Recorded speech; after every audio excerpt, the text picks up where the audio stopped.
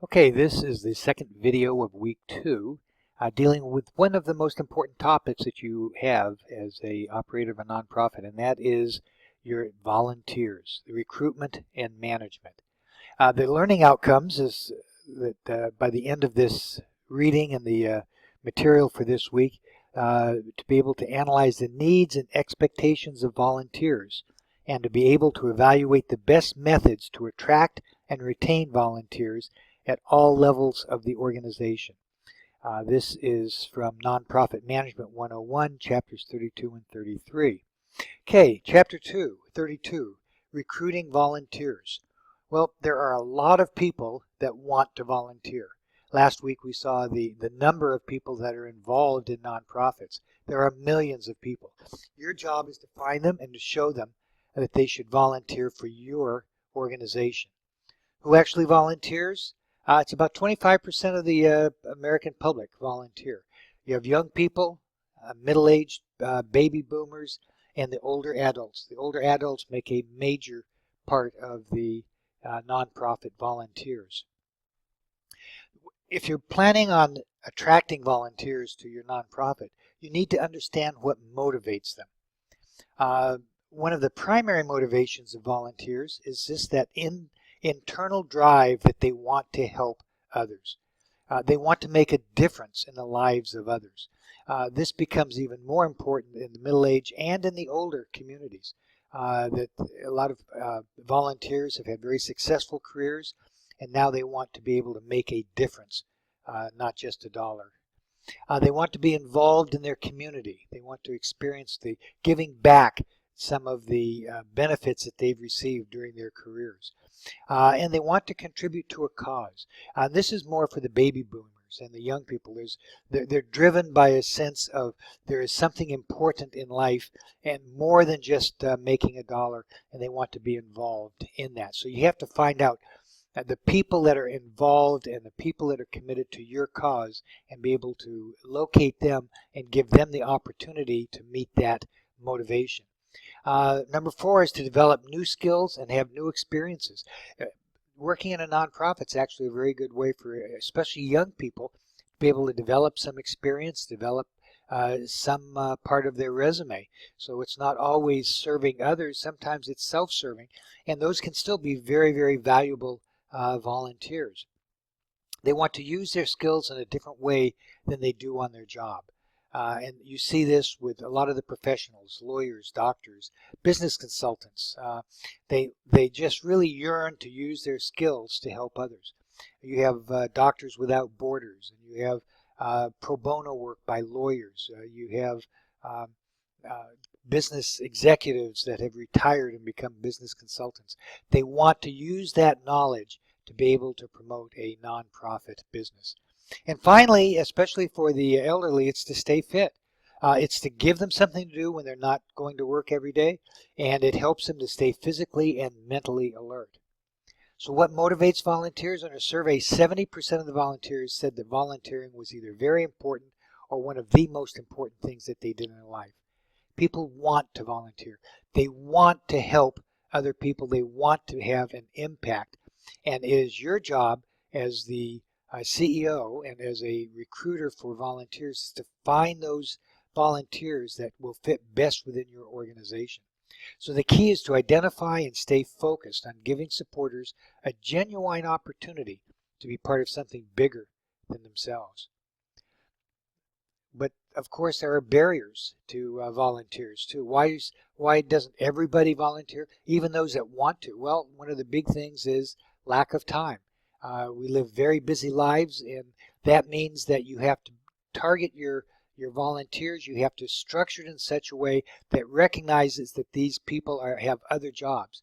And so you have all different levels of volunteer work. And you time it for different types of time periods, weekends, evenings, maybe a limited number of hours during the day, maybe just a certain number of days per week, to be able to recognize that that's a barrier, and you want to overcome that barrier by allowing them to overcome that concern of not having enough time. And they need to see immediate results. A third of the people were impatient with results that make a difference. And one of the key things is Volunteers don't want to just do menial tasks. If they do, they'll go someplace else. They really want to have an impact on their environment and the people they're working for. So don't just give them the job that your staff doesn't want to do. Engagement and management, Chapter 33. Volunteers are a form of a donor. I mentioned this on the earlier video. But they're more committed than just a monetary donor. It's easy to reach into your pocket to sign a check, give a credit card to an organization.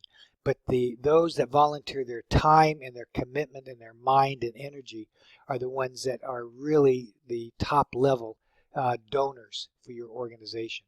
So engaging, training, and retaining volunteers is one of the CEO's major jobs. So how do you engage your volunteers? Well, you need to develop a rationale to start off with so that the volunteers want to work for your organization. You have to have a clear mission, vision, and value of your organization, be able to express that, and then find those volunteers that match that up. And then they will come and work with your organization. You need to have the volunteers involved in the program design. Do not just consider them as minions that just come in and do a few hours work. Get them, if you want them to stay with your organization long term and add significant value, get them involved along with your paid staff in designing the volunteer program and how the volunteers can be impactful on the purpose of your nonprofit. And then you want to integrate the volunteers into your regular workforce so they don't feel like outsiders. They feel like they are part of the organization. The second thing you need to do is train your volunteers. Don't just have them come in and start answering the phone or doing some menial task. You need to have a job description so that when they come into the organization, they know what they're going to be doing, and you know what they're going to be doing, and your employees know what they're going to be doing. You need to manage the volunteers.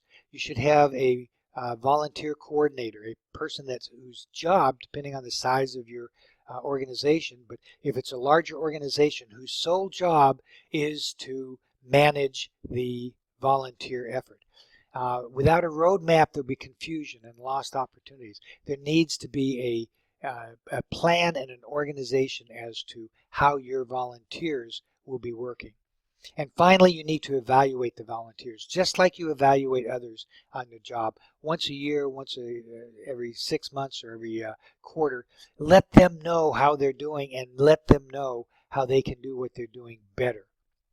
And finally, you need to retain your volunteers. Once they're there, once they find the organization, trying to constantly replace volunteers that are leaving takes a lot of time and energy and resources out of the organization. When you get a good volunteer, when you get the volunteers coming in, make sure that you work hard to retain them. You do that by creating leadership positions. Let people come in at a certain level, low level, and even as volunteers, that they can work their way up and that they can become involved in the leadership of your nonprofit organization. You have to meet the needs of the volunteers. That means you have to listen, you have to talk to them, you have to understand what their needs are, and then you have to take active, proactive steps to meet those needs. You need to understand the basic needs of the volunteers and then structure your goals and your objectives so that part of those goals and objectives are in fact meeting the needs of the volunteers. And finally, you need to recognize volunteers. It's important to know that you will recognize outstanding volunteers, just as you need to recognize outstanding full-time staff. The ability to commend people, to recognize them publicly for the work they're doing will have a tremendous benefit on retaining the individuals. Finally, you need to run volunteers much more than just recruiting. You have to have a plan and understanding to complete the volunteer program. You will face continual turnover and inefficiencies, and it will negatively impact your organization. The heart of most nonprofit organizations is their volunteer staffs, from members of the board to the person that comes in a few times a week to make copies. Because they are not paid in cash, too many times they're taken for granted by senior management in a nonprofit organization. You must recognize them, you must honor them, you must be able to meet their needs, and they will give unbelievable support and value to your organization. Thank you.